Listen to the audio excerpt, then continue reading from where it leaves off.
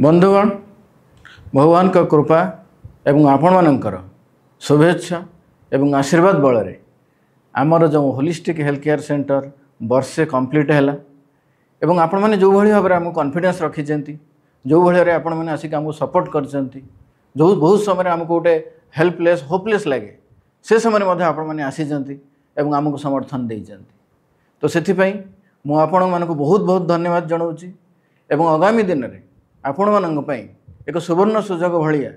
गोटे day care centre आम आणुचु जो थे गोटे दिन में आपण सब प्रकार ट्रीटमेंट पाइबे